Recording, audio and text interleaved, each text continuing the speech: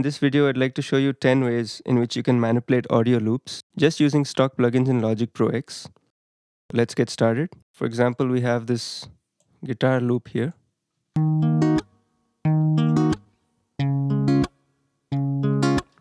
So we have this loop and it's at 90 BPM, and right now our session is also in 90. But say we wanted to make our song in 100 BPM, or we wanted to change the tempo. So then you see that this loop ends up becoming like almost 9 bars instead of 8 bars. So what we could do is just select this loop, hold the Alt key or the Option key, and then you see this little tool that comes over here. Just take that and drag it with your mouse so that it's 8 bars. We've done some time stretching now. We've made it a little bit faster, in fact. From 90, we've gone to 100 BPM. So now they should play at 100 BPM with no issues. So let's hear it now.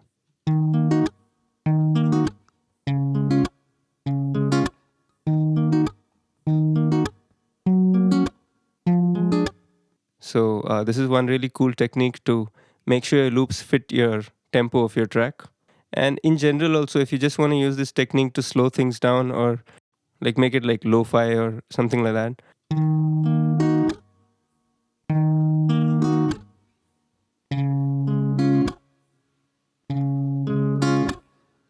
So you could do this kind of time stretching all the time. You could make this 200 now. This is like 200 BPM. We're still at 100 here, but I stretched it to 4 bars. So it'll sound really fast now.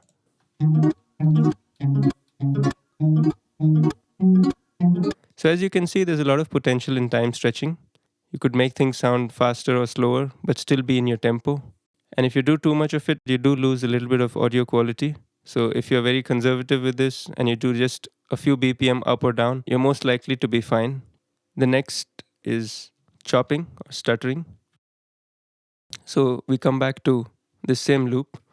So I take the scissors tool by pressing T and then I, scissors tool. So I can just chop. I can chop it wherever I want, like just keep chopping, just see what happens. And this is actually the same loop right now, but once I start doing something with it, like I can just change the order. I can make something out of it.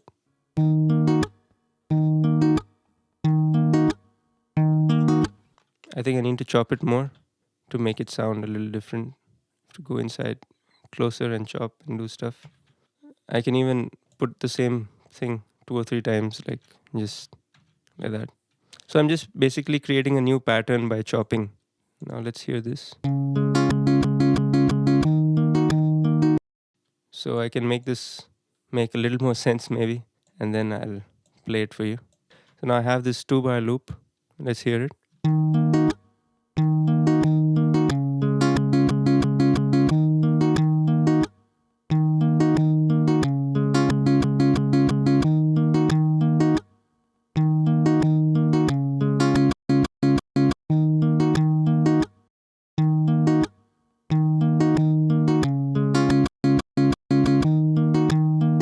So as you can see, we've changed the feel of the rhythm by chopping and stuttering certain things.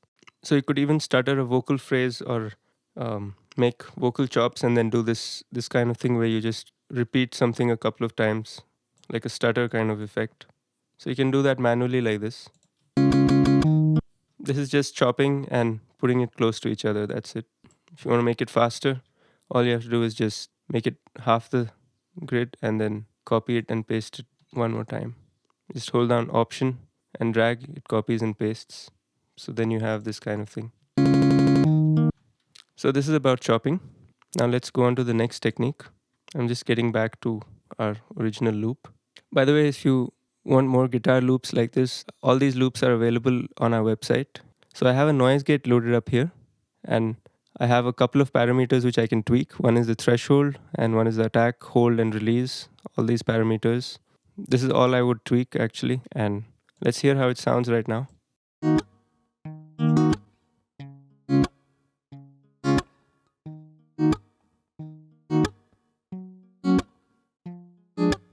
So if I was to tweak some of these, I would get slightly different kinds of variations of this sound. So let's just tweak it as we go.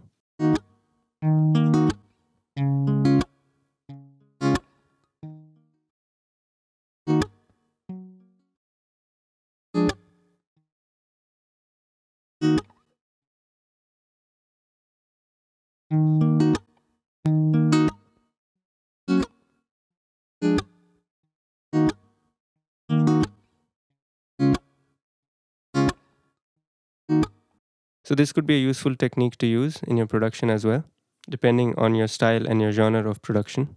Next, we can look at echo or delay. So I'm just using the delay plugin of Logic and I've set it to 1/4 note, a little bit of feedback, and that's it. So let's see how this sounds.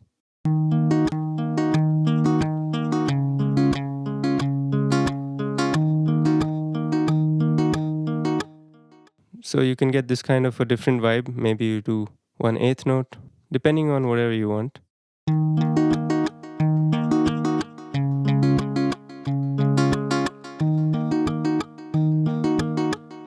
So as you can see, it's very easy to change the feel of the loop just by using a delay.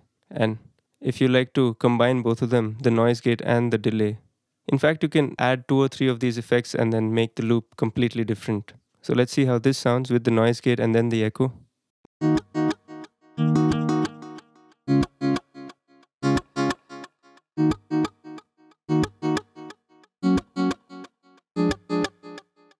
So as you see, we have a totally different feel now.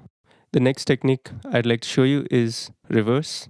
So you just click on the loop and you go to the region and you just hit this reverse. Just check this reverse box. So it has reversed the loop and that sounds like this.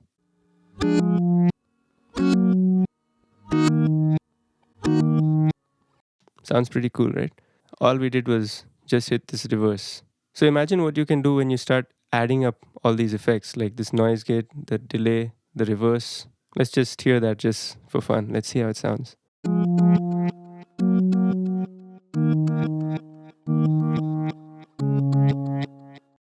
When you add layers like this in your production and you manipulate the loops like this, you're personalizing your loop according to your track.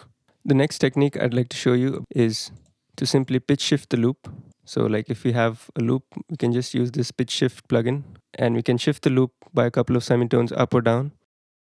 The more we do this, the more we lose the audio quality. So you just want to do 1 or 2 semitones up or 1 or 2 semitones down. So let's see how this sounds if I make it like say 1 semitone up.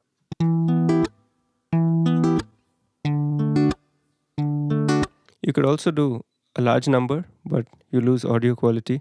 So you might need to mask that with some other audio effects, like how we already discussed a couple of them earlier. So if you do like a large number like this, then you'd rather use some external plugin which can do it better. But if you're in Logic, you can still try this.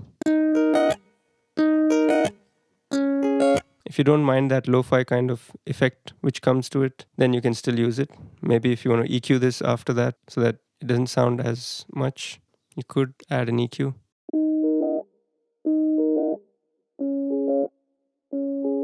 Let's add a delay also to this just to see how it sounds. The same delay.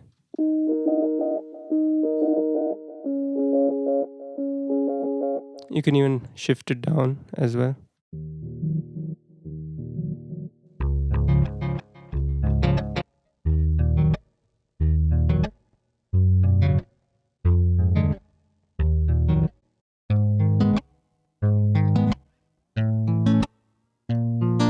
So you can play around with the number of semitones you shifted by, and if your track is in a different key or something like that, you can try this. Let's move on to the next effect. I don't know if many people know this, but when you press T and A, you have this fade tool over here where you can fade in as well, and you can fade out like this, right? If you right click, you have an option here called slow down instead of fade.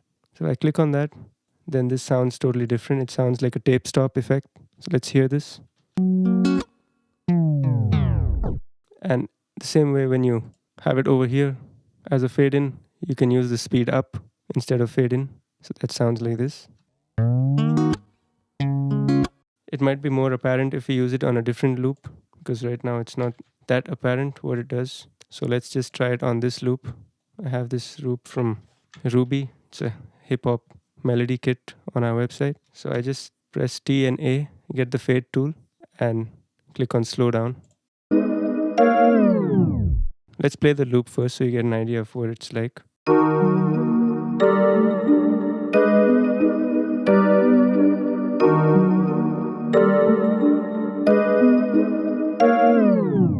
And if I do this over here at the beginning of the loop, instead of fade in, when I click on speed up, then it sounds like this.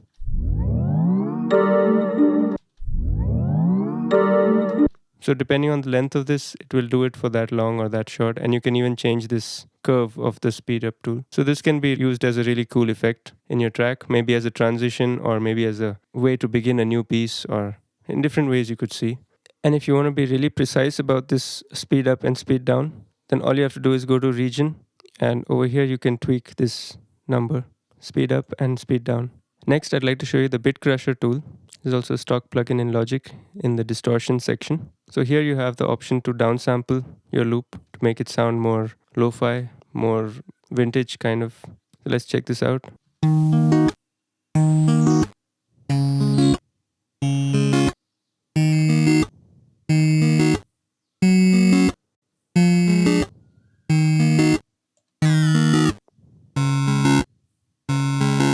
So basically, if you want the resolution to be less, you can see over here, when the resolution is less, you will have more distortion because you're moving more towards the square kind of waveform. Whereas if you make the resolution higher, you're moving more towards the sine waveform. Same with the downsampling. When you're at 1x, then you're just clipping the edges, but as you go, you're going more and more towards the square kind of waveform. So when you translate that to your loop, it sounds like this.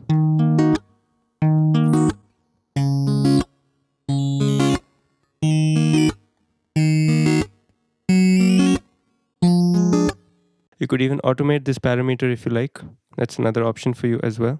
The next technique is to use overdrive. So let's hear how this sounds. I'll just reduce the volume so that we can drive it a lot. So based on the frequency we set over here, it drives that particular frequency according to this graph and then gives you a certain kind of coloration to the sound. So I would do something like, maybe to make it warmer, I would take this frequency and drive that frequency.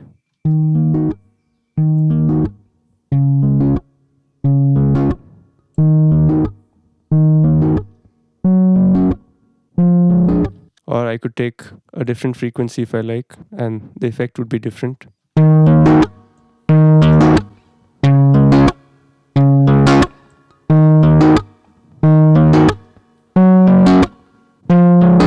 This sounds almost like a guitar amp, but you could use this on any loop. Let's just drag this loop here and see how this sounds.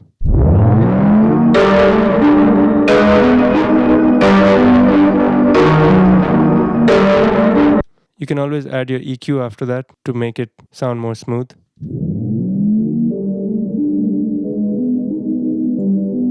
So with a combination of effects, you can make all kinds of textures and then use it behind layers in your production as a supporting layer or as something to fill the space and give you a new kind of texture to your sound. So the potential of using these techniques together is much higher, because that's what makes the loop completely personalized, because you have your own effects chain over here, which you can tweak according to your track and according to your taste, and then you get something very unique. So that's how you can manipulate loops. I hope you got something from this tutorial. If you'd like to check out our sample packs, feel free to visit mysticalankar.com. A link is in the description. Thank you for watching and have a nice day.